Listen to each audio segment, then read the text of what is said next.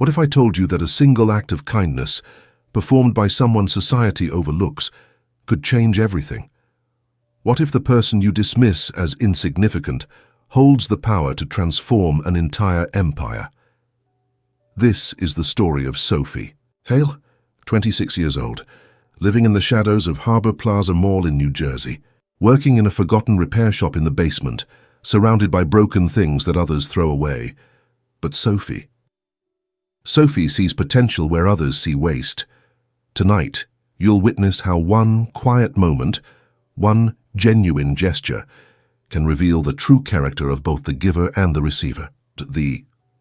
You'll discover why the most powerful people in the world often wear the simplest disguises, and you'll learn that sometimes the person fixing broken things is actually fixing broken hearts. Have you ever wondered what would happen if you treated every stranger like they mattered? Tonight's story will show you exactly why that question changes everything. Deep beneath Harbor Plaza Mall, where the fluorescent lights flicker and the air smells of metal polish and forgotten dreams, Sophie Hale begins another day. Her workspace is a sanctuary of organized chaos.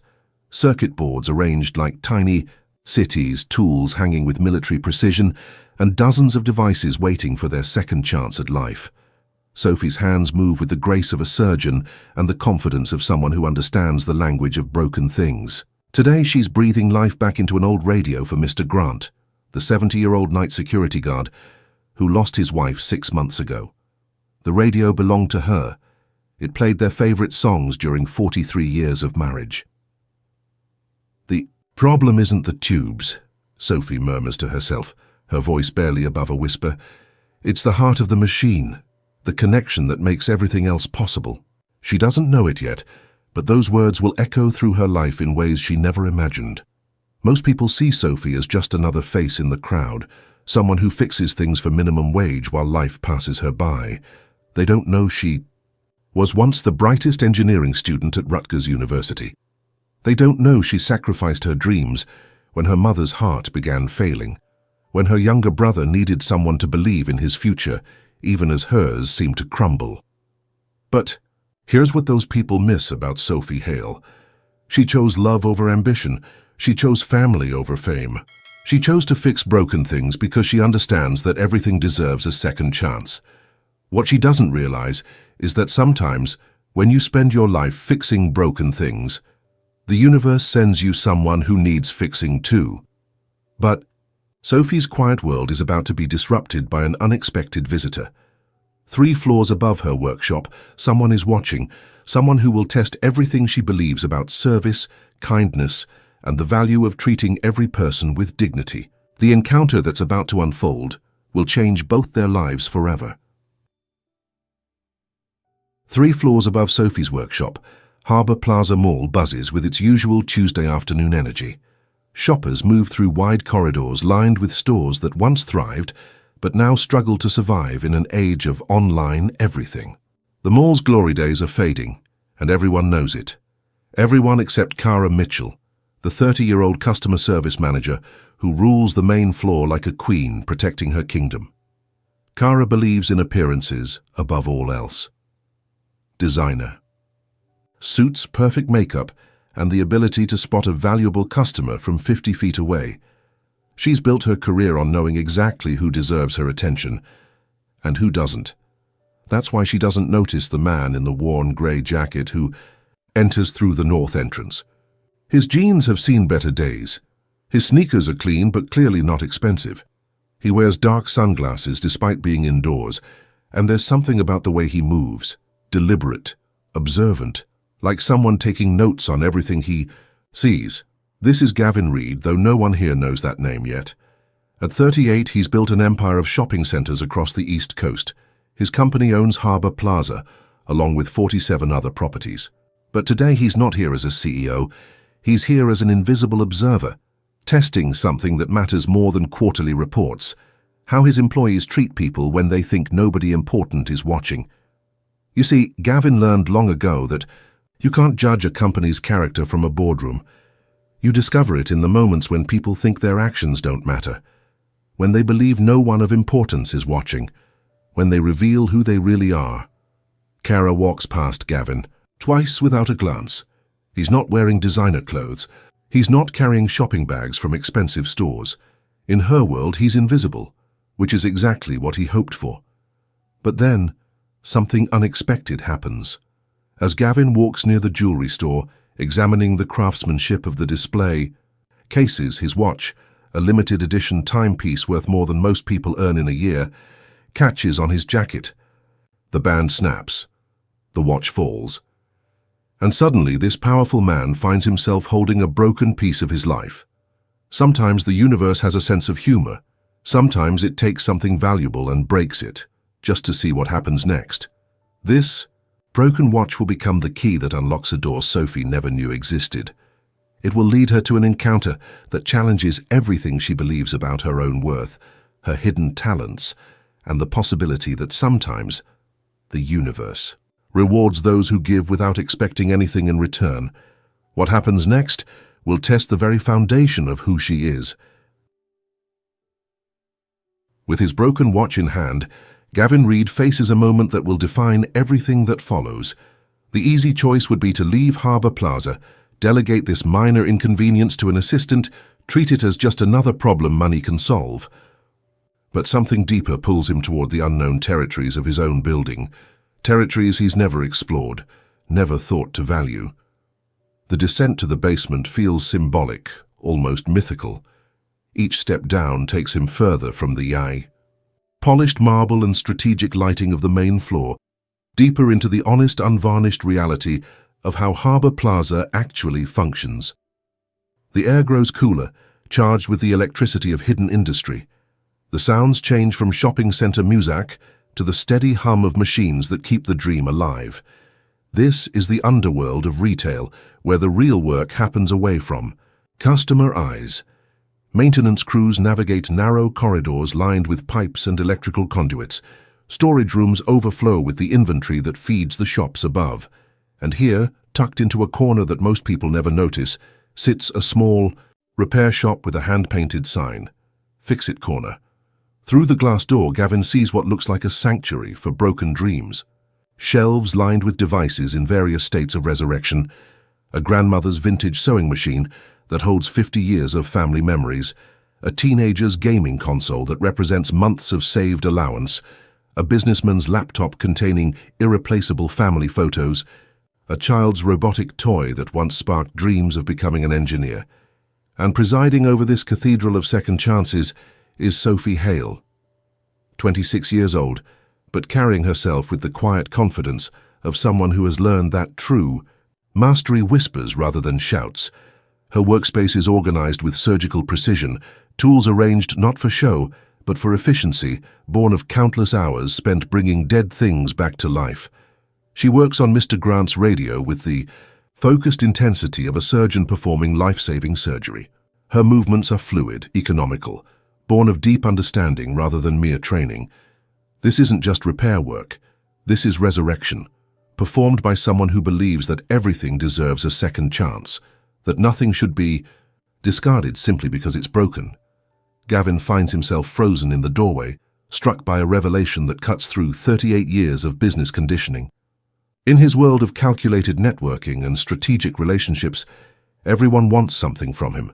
Every conversation is an audition, every interaction a potential transaction. But Sophie doesn't know he exists. She's completely absorbed in the sacred act of restoration, humming softly as she coaxes life back into something others would have abandoned without a second thought. The contrast is staggering. 3 floors above, Cara Mitchell performs customer service like a theatre production, all surface charm designed to impress people she deems worthy of attention. Down here, Sophie Hale practices genuine service like a calling, treating every broken thing with the reverence of someone who understands that behind every damaged device lies a human story worth preserving. For a moment that feels suspended in time, Gavin simply watches. He's witnessing something rare in his experience, work performed not for recognition or advancement, but from pure dedication to craft and service. Sophie represents everything his corporate world claims to value, but rarely rewards: competence, Without arrogance, skill without politics, excellence without self-promotion. Then the small bell above the door chimes as he enters, and Sophie looks up. The moment their eyes meet, Gavin experiences something he hasn't felt in years, the possibility of authentic human connection. Her gaze holds no calculation, no attempt to assess his worth or potential value. She simply sees another person who might need help.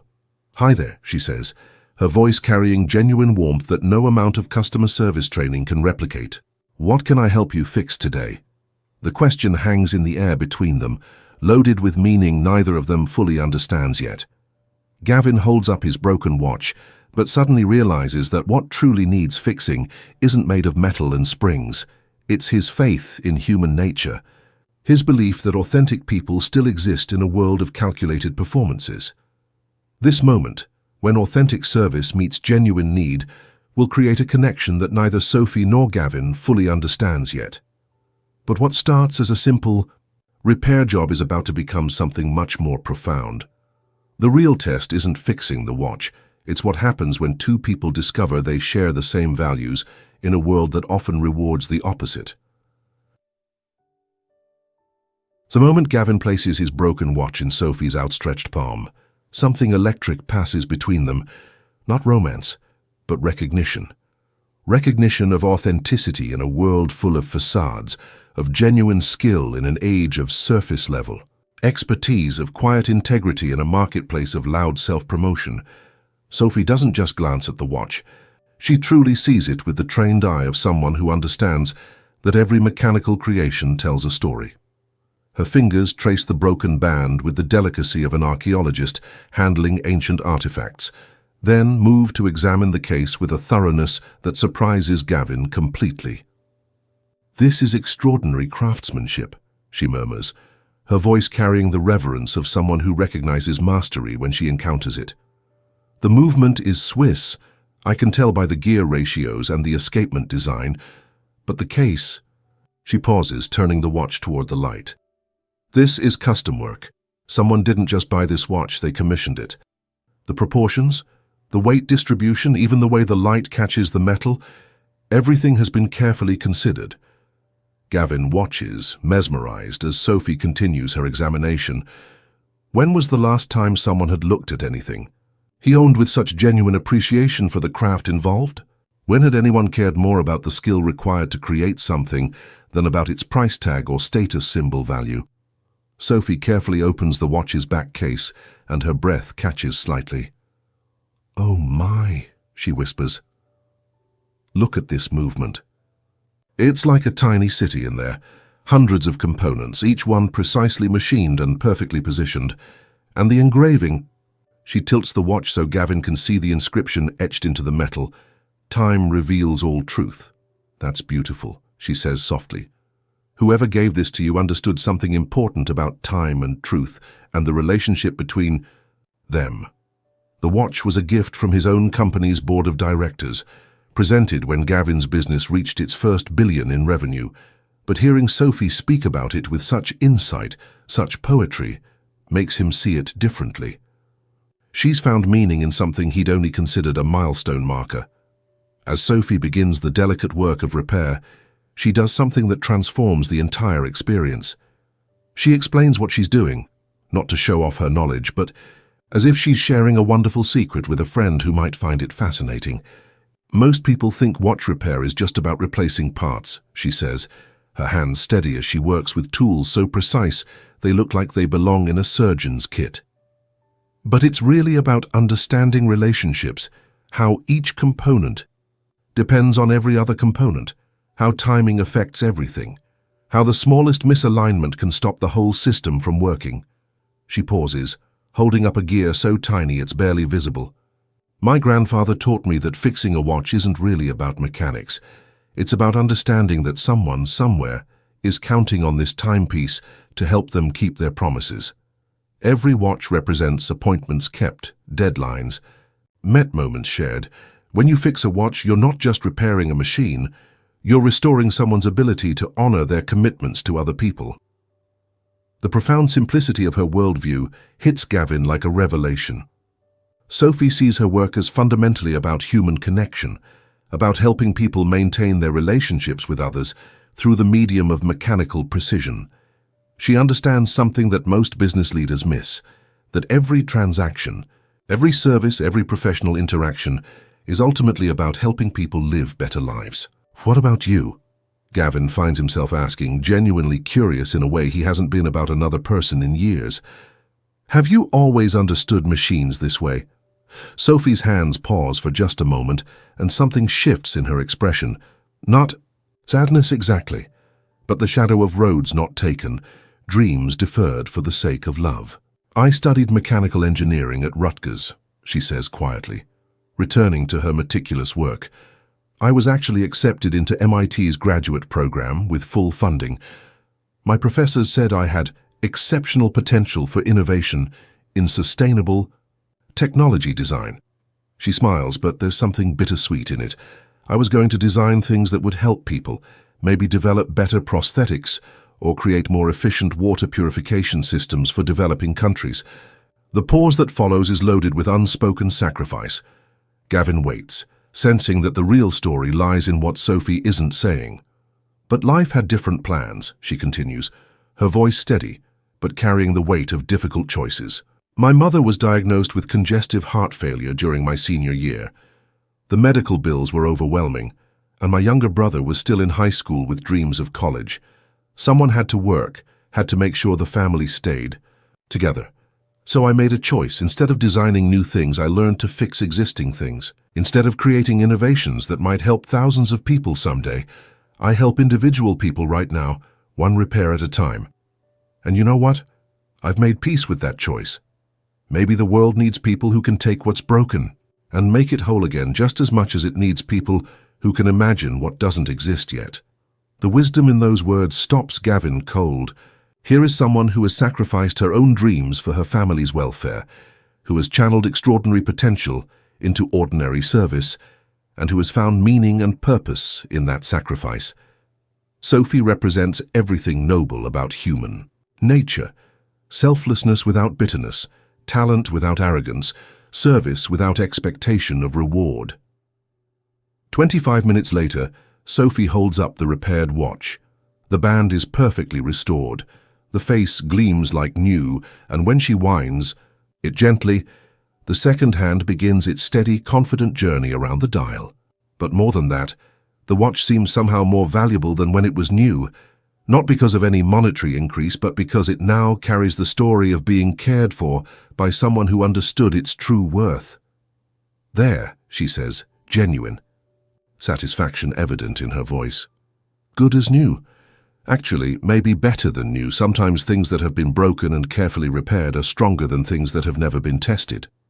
She hands the watch back to Gavin, and when their fingers touch briefly during the transfer, he feels something electric, not attraction, but connection, recognition, the sense of meeting someone whose values align with his own deepest beliefs about what matters in life. What Sophie doesn't realize is that she's about to perform a miracle of restoration that goes far beyond mechanical repair. She's about to demonstrate values that will fundamentally challenge everything her mysterious customer believes about worth, recognition, and what truly matters in business and in life. The conversation they're about to have will plant seeds of transformation that neither of them can yet imagine. The moment of payment becomes a scene charged with dramatic irony that will echo through both of their lives forever. Gavin straps the perfectly restored watch back onto his wrist, feeling its familiar weight, but now it carries new significance, not just as a symbol of corporate achievement, but as a testament to what happens when skill meets genuine care. The watch face catches the fluorescent light of Sophie's workshop, and for the first time, Gavin truly sees what Sophie has accomplished. This isn't just repair work, this is restoration, artistry. Every surface gleams with renewed life. Every component works with precision that exceeds its original factory specifications. She hasn't simply fixed his watch, she has somehow made it more than it was before. What do I owe you? Gavin asks, reaching for his wallet with hands that aren't quite steady. He's preparing to pay whatever she asks, knowing that the value of What he's received goes far beyond monetary calculation. Sophie pauses her cleanup, considering the question with the same careful attention she brought to the repair itself. Her workshop surrounds them like a testament to honest labor. Mr. Grant's radio now plays softly in the corner, its restored voice carrying the love songs that sustained a 43-year marriage. Tools lie arranged with the precision of a surgeon's instruments. Half-completed projects wait patiently for their turn at resurrection. Let's see, Sophie calculates aloud, her voice carrying the transparency of someone who has never learned to manipulate or inflate. The replacement band cost $18. It's genuine leather, not synthetic, because quality matters for a watch like this. The cleaning compounds and oils for the movement were about $4. And the labor... She pauses, not from calculation, but from genuine consideration of fair value. 2 hours of detailed work at my standard rate, that's $25 total. $25. $25 for professional restoration of a timepiece worth $45,000. $25 for work that most high-end repair services would charge $500 to attempt. $25 for craftsmanship that exceeds anything Gavin has experienced in decades of luxury purchases. The number hangs in the air between them like a revelation about the distance between authentic value and market prices, between genuine service and manufactured exclusivity. In Sophie's world, fair payment means covering costs and earning honest wages for skilled labor. She has no concept that she's just restored a watch more valuable than most people's cars. Gavin stares at Sophie, this young woman who possesses extraordinary skill, but charges poverty-level wages, who sacrificed her dreams for her family's survival, who treats every broken thing with the reverence others reserve for priceless artifacts. The contrast between her talent and her circumstances creates a cognitive dissonance that shakes his understanding of how value is distributed in the world. He hands her $40, a tip that represents less than he spends on coffee most mornings, but which makes Sophie's eyes brighten with genuine gratitude. "Keep the change," he says, his voice rougher than he intended.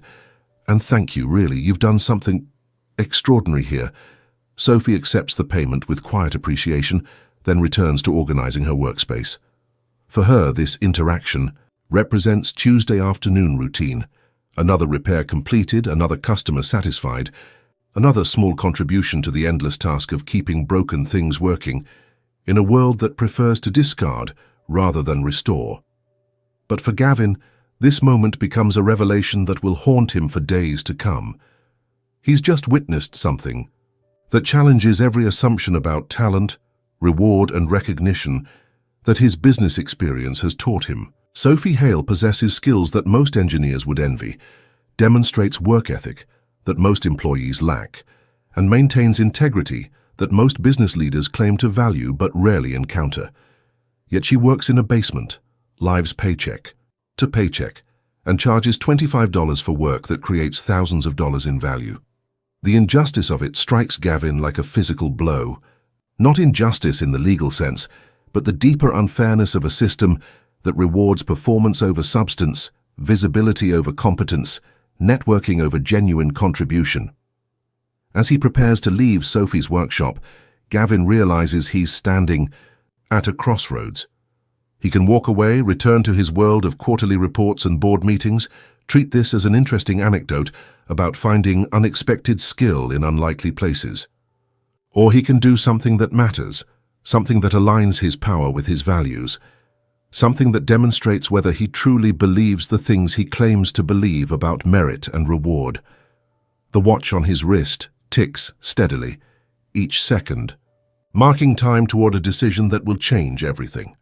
Sophie hums softly as she returns to her work, completely unaware that she's just passed a test she didn't know she was taking, demonstrated values that most people claim but few actually live, proven herself worthy of opportunities she's never imagined could exist. Gavin Reed, CEO of a retail empire, stands in a basement repair shop holding the key to transformation, not just for Sophie, but for Harbor Plaza Mall, for his understanding of what creates lasting value, for his definition of what business success actually means. The question becomes, will he use that key? Will he act on what he's learned? Will he prove that sometimes, when you find authentic excellence hiding in unexpected places, you have the power and the responsibility to bring it into the light? This moment of payment, $25 for work worth thousands, becomes the catalyst for everything that follows. Gavin Reed now faces a choice that will define not just Sophie's future, but his own understanding of leadership, justice, and what it means to build a business based on authentic values rather than superficial performance. The investigation he's about to launch will uncover truths that will shock him to his very core. For the next 2 days, Gavin Reed does something unprecedented in his career. He researches from the bottom up instead of the top down. Usually, when evaluating a property, he reviews financial reports, management summaries, market analyses. This time, he starts with the people no one notices. He discovers that Sophie Hale has been working at Harbour Plaza for 3 years. Her employment file contains glowing reviews from customers, 0 disciplinary actions, and a note from the previous manager. Best technical skills I've ever seen. Customers specifically request her. Never asks for recognition. More interesting is what's not in her file. Any record of her engineering background, her academic achievements, the sacrifice she made to support her family. Sophie never mentioned her qualifications because she never thought they mattered for the job she was doing. Gavin's private investigator, a discreet professional who handles sensitive company matters, provides a fuller picture. Sophie graduated summa cum laude from Rutgers with a degree in mechanical engineering. She was accepted into MIT's graduate program with full funding. Her professors describe her as once-in-a-generation brilliant and completely dedicated to using technology to help people. But then her mother, Maria Hale, was diagnosed with congestive heart failure. Medical bills mounted. Her younger brother, David, was a senior in high school with college aspirations but no college fund. Sophie faced a choice: pursue her dreams or save her family. She chose family. The investigator's report includes copies of medical bills Sophie has been paying for 3 years, evidence of loans she took to cover her brother's college tuition, bank records showing she sends money to her mother every month. Sophie Hale, the brilliant engineer who could have been designing revolutionary technologies, instead lives paycheck to paycheck while working miracles in a basement repair shop. But there's more. Customer testimonials flood the report. A grandmother, whose sewing machine Sophie fixed for free because everyone deserves to create beautiful things. A teenager whose gaming system Sophie repaired and upgraded, then taught him basic electronics because she saw his curiosity. A small business owner whose cash register Sophie not only fixed but improved, adding features that helped him track inventory more efficiently. Gavin realizes he's discovered something extraordinary, a person who uses exceptional gifts not for personal gain but for service, someone who sees broken things and broken people as opportunities to help rather than problems to avoid. Meanwhile, his investigation into Kara Mitchell reveals a different story.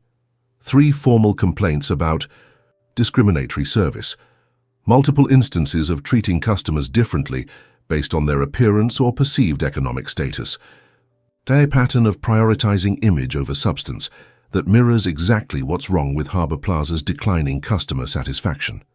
But here's what strikes Gavin most powerfully. In a mall that's supposedly failing, Sophie's repair shop generates more positive customer feedback than any other business in the building. People drive from neighboring towns specifically to have Sophie fix their belongings. They trust her with family heirlooms, irreplaceable gifts, things that matter more than their monetary value. That's when Gavin understands the real problem with Harbour Plaza. It's not the building, not the location, not even the competition from online shopping. The problem is that the mall has been focusing on the wrong things. Instead of celebrating the Sophie Hales, the people who create genuine value and authentic connection, management has been rewarding the Kara Mitchells, the people who perform customer service without actually serving customers. On Thursday evening, Gavin makes a decision that will surprise his board of directors, shock his management team, and transform the lives of everyone working at Harbour Plaza Mall. He calls his assistant. Cancel the closure of Harbour Plaza. We're going to try something different. Sir? The board has already approved. The board doesn't know what I know. Sometimes when something appears to be broken, it just needs the right person to fix it. Friday morning, Gavin returns to Harbour Plaza. But this time he's not conducting a secret investigation. This time he's coming as himself, Gavin Reed, CEO, and he's bringing news that will change everything. What he doesn't expect is how his arrival will create a chain reaction that reveals the true character of everyone involved. Sometimes when you give people power, you discover who they really are. And sometimes when you take power away, you discover the same thing. Have you ever worked somewhere that overlooked its best people while promoting its loudest ones? The E. Most transformative leaders are often those who recognize talent in unexpected places. This story shows us why looking beyond the surface changes everything. Friday morning at Harbour Plaza begins like any other, but there's an undercurrent of tension. Word has spread through the mall's management network. Corporate executives are coming for an unscheduled visit. Nobody knows what it means, but in a building already threatened with closure, unexpected corporate attention feels ominous. Kara arrives early, her outfit perfectly coordinated, her customer service smile practiced in the bathroom mirror. She's prepared talking points about customer satisfaction improvements and cost-cutting measures. In her mind, this surprise visit is her opportunity to shine, to prove she deserves recognition and promotion. Meanwhile, 3 floors below, Sophie unlocks her workshop and begins her day as she always does, by checking on the projects waiting for her attention. Today's list includes an antique clock for Mrs. Patterson, a laptop for a college student, and a complicated repair on a vintage sound system that most technicians would declare unfixable. She doesn't know that corporate executives are coming. She doesn't know that her job, that everyone's job, hangs in the balance. She simply begins working, humming softly to herself as she always does when she's completely absorbed in bringing broken things back to life. At exactly 10 a.m., 3 black SUVs pull into Harbour Plaza's parking lot. From the first vehicle emerge 2 men in expensive suits, board members who rarely leave their Manhattan offices. From the second comes a woman with a tablet and the efficient manner of someone who manages other people's schedules down to the minute. And from the third SUV steps Gavin Reed, looking every inch the CEO he is. Gone are the worn jeans and casual jacket. Today he wears a charcoal grey suit that costs more than most people make in a month, shoes that gleam like mirrors, and the bearing of someone accustomed to rooms full of people hanging on his every word. But he's still wearing the same watch. The one Sophie fixed with such care, such attention to detail, such respect for craftsmanship. As he walks toward the mall entrance, he checks the time. It's running perfectly. Kara spots the group immediately, her customer service radar, finally, tuned to detect important people, goes into overdrive. She's never seen these particular individuals before, but their appearance screams corporate authority. She abandons her current task, helping an elderly customer find reading glasses, and positions herself directly in their path. "Good morning," she says, her voice bright with artificial enthusiasm. "Welcome to Harbour Plaza. I'm Kara Mitchell, Customer Service Manager. How can I provide you with exceptional service today?" The board members barely acknowledge her, but Gavin stops. For just a moment, his eyes meet Kara's, and she sees something there that makes her confident smile falter slightly. There's recognition in his gaze, but not the kind she expected. "Ms. Mitchell," he says quietly, his voice carrying authority that makes every conversation in the vicinity stop. "I believe we need to have a very serious conversation." What happens next unfolds like a masterfully orchestrated corporate drama. Gavin doesn't simply request a meeting. He commands the immediate assembly of Harbour Plaza's entire management structure. Within minutes, supervisors and department heads form a nervous circle in the main corridor, their expressions ranging from hopeful ambition to barely concealed terror. But Gavin does something that nobody expects. Instead of addressing the managers first, he turns to the growing crowd of curious onlookers, janitors, maintenance workers, sales associates, the people who actually keep Harbour Plaza functioning day to day, but who are usually invisible during executive visits. "Before we begin," he announces, his voice carrying clearly through the space and commanding absolute attention, I want everyone here to understand something crucial. This mall is not closing. A ripple of surprise moves through the crowd like a physical wave. Kara's carefully maintained professional smile becomes genuine for the first time in months. Several employees actually gasp audibly. The relief is palpable, but Gavin isn't finished delivering surprises. However, he continues, allowing the word to hang in the air like a corporate sword of Damocles. There are going to be significant changes, major changes. Changes based on what I've learned about how this place actually functions and who really makes it work. He reaches into his jacket and withdraws a small digital recording device, the kind used for depositions and corporate investigations. The sight of it sends a chill through the management group, because they understand immediately that whatever is about to be revealed has been documented with legal precision. 4 days ago, Gavin explains, his voice carrying the authority of someone unveiling evidence in a courtroom, I visited this mall as an ordinary customer. I recorded my experiences. I think everyone should hear exactly what I discovered about customer service at Harbour Plaza. The first recording plays Kara's initial interaction with Gavin, and the audio quality is devastatingly clear. Her dismissive tone, her obvious disinterest in helping someone she deemed unworthy of attention, her complete failure to provide even basic courtesy to a customer seeking assistance. The contrast between her current performance of enthusiasm and her actual behavior when she thought nobody important was watching is stark, undeniable, and professionally devastating. But then Gavin plays a different recording, and Sophie's voice fills the corridor like a revelation. Her gentle explanation of watchmaking techniques, her genuine care for a stranger's problem, her professional expertise delivered with authentic warmth and respect. The difference between performance and authenticity becomes impossible to ignore. The key person you're hearing, Gavin announces, his words carrying the weight of corporate judgment, repaired a $45,000 watch for $25 and never once asked who I was, what I did, or what I might be able to do for her career. She simply saw someone who needed help, and she provided it with extraordinary skill, complete integrity, and genuine grace. The silence that follows is deafening. Around the circle, managers shift uncomfortably as they realize their assumptions about importance, value, and professional success are being publicly challenged by someone with the power to end their careers. With a single decision. I want Sophie Hale brought up here immediately, Gavin commands, and his words send shockwaves through Harbour Plaza's power structure. Several supervisors exchange confused glances, despite working in the same building. For 3 years, many of them have no idea who Sophie Hale is.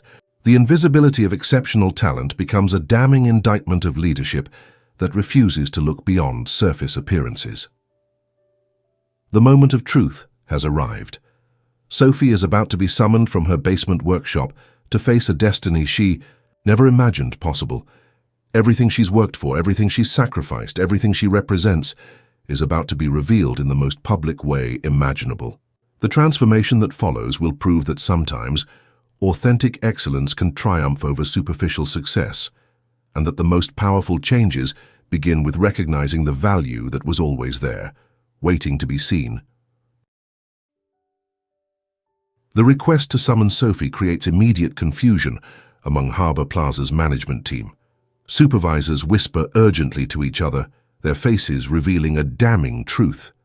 Despite Sophie's 3 years of exceptional service, despite her generation of nearly $1 million in value, despite customer testimonials that praise her expertise above all others, most of the people in positions of authority have no idea who she is. The search for Sophie becomes a metaphor for everything wrong with corporate blindness. While executives scramble to locate someone whose contributions have been keeping their business afloat, that person continues working quietly in the basement, completely unaware that her life is about to undergo the most dramatic transformation imaginable. When Sophie finally emerges from the elevator, still wearing her simple work clothes and carrying the faint aroma of honest labor, she stops dead at the sight before her. Dozens of people in expensive business attire form a semicircle around corporate executives whose presence radiates power and authority. The contrast between her humble appearance and their polished presentation creates a visual representation of everything this story is about to challenge. Her eyes find Gavin immediately, and the confusion that flickers across her face is almost painful to witness. This is the same man whose watch she repaired for $25, but now he's surrounded by the trappings of corporate authority that mark him as someone far beyond her usual sphere of interaction. "Sophie," Gavin says, his voice carrying both executive authority and unexpected warmth, "I believe you remember repairing my watch 4 days ago." She nods, still bewildered by the formal setting and the attention of people she's never met, but who obviously wield enormous power. "Yes. Sir, is there a problem with the repair work?" "Actually," Gavin responds, and his next words create a moment that will be remembered long after Harbour Plaza's transformation is complete. "There's no problem at all. In fact, it represents the finest craftsmanship and most genuine service I've encountered in 20 years of business, which is exactly why I want everyone assembled here, to understand who you really are and what you've accomplished." What follows is a revelation that transforms a corporate meeting into a moment of profound human recognition. Gavin doesn't simply praise Sophie's technical skills, he tells her complete story. Her brilliant academic career abandoned to save her family. Her MIT acceptance letter never activated because love demanded sacrifice. Her 3 years of invisible excellence while others with half her talent occupied positions of recognition and authority.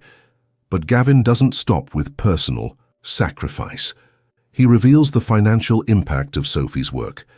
Nearly $1 million in generated revenue through customer retention, referrals, and service excellence that money can't buy. He describes innovations she's created, mentoring she's provided, and the transformation of a basement repair shop into a destination that draws customers from neighboring states. "This woman," he declares, his voice filling Harbour Plaza's main corridor with the authority of someone making a pronouncement that will change multiple lives, represents everything our company claims to value, everything we say we reward, everything we pretend to recognize. Not because she sought attention, but because she delivered results. Not because she treated important people well, but because she treated every person with dignity, respect, and genuine care. Sophie's composure finally breaks, tears streaming down her face as she realizes that someone has not only noticed her work, but valued it beyond anything she ever imagined possible.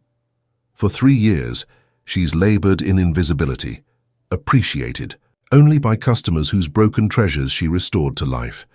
Now suddenly, she's being celebrated by corporate executives for qualities she never considered remarkable, receiving recognition she never sought from people whose approval she never imagined she needed. But Gavin's transformation of Harbour Plaza is just beginning. He announces immediate organizational changes that prioritize demonstrated value over political positioning, authentic service over performed customer relations, and genuine competence over superficial presentation. Kara Mitchell discovers that her career trajectory has been permanently altered, not through termination, but through reassignment to a role where her focus on appearances over substance can cause minimal damage to customer relationships. Several other managers learn that performing leadership and actually providing it are different skills with different rewards in Gavin's restructured organization.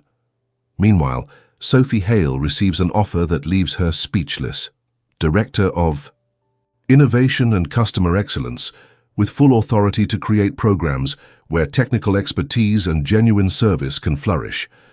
The position comes with a salary that triples her current income, comprehensive benefits that secure her mother's medical care, and resources to pursue innovation projects that could impact thousands of lives. The most powerful moment comes when Sophie finds her voice to address the assembled crowd. Speaking with quiet strength that somehow carries clearly through the entire space, she delivers words that will resonate long after the corporate restructuring is forgotten. "I want to say something important," she begins, pausing to compose thoughts she never expected to share publicly. "I never sought recognition for doing what felt right. Working with broken things taught me that everything has value, every damaged device, every discouraged person, every opportunity that others might overlook. I've learned that the most beautiful possibilities are often hidden inside things that appear beyond repair." She looks directly at Gavin, and her next words carry the wisdom of someone who has discovered profound truths about service, sacrifice, and the power of authentic human connection. Thank you for seeing potential where others might have seen only problems. Thank you for understanding that genuine value doesn't always announce itself with fanfare. Thank you for proving that character and competence still matter in a world that often rewards performance over substance. The applause that follows begins with Mr. Grant, the night security guard who believed in Sophie's extraordinary gifts long before corporate executives knew her name existed. It spreads through the assembled crowd like recognition finally finding its voice. Not polite corporate acknowledgement, but genuine appreciation for witnessing something rare and precious. A moment when talent is recognized, when kindness is rewarded, when authentic human values triumph over superficial business politics. 8 months later, Harbour Plaza Mall has become the crown jewel of Gavin's retail empire and a case study taught in business schools across the country. Customer satisfaction scores have shattered all previous records. Revenue has increased by 78%. Employee retention has improved dramatically. But most importantly, Harbour Plaza has transformed into a workplace where people want to contribute their best efforts, where genuine service is valued over political maneuvering, where the Sophie Hales of the world are celebrated instead of overlooked.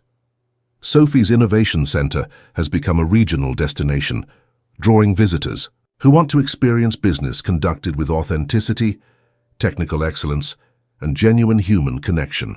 She has hired 24 employees, all of them people like herself, skilled and dedicated individuals who were previously invisible to organizations that prioritized flash over substance, politics over performance, presentation over authentic contribution.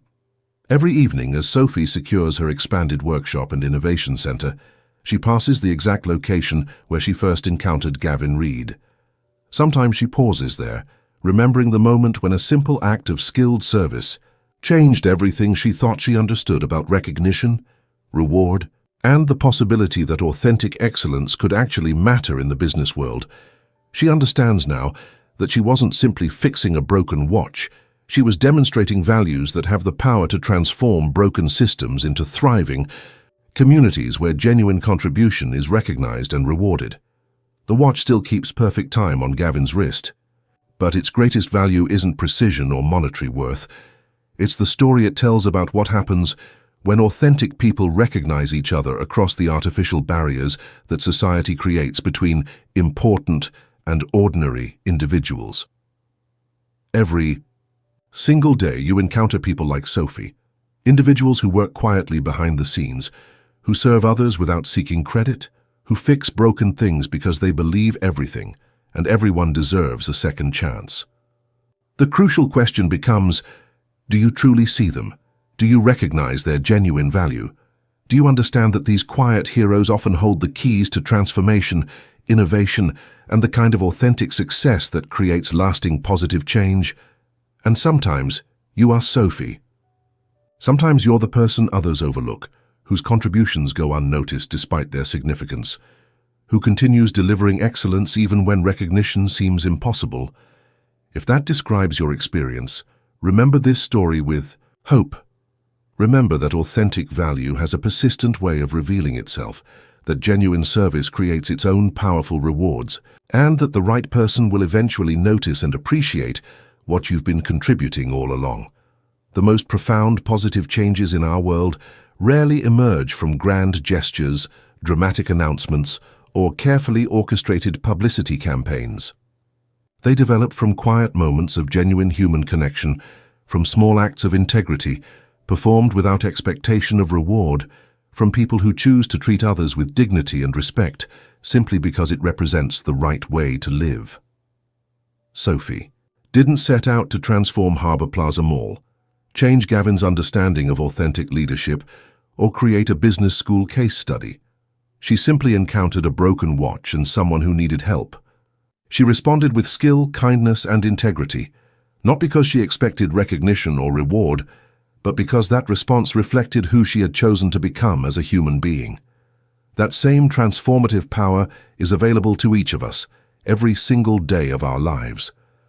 We all encounter opportunities to be the person who fixes broken things, who sees potential where others see only problems, who treats every interaction as a chance to make someone else's experience a little better, a little more human, a little more hopeful.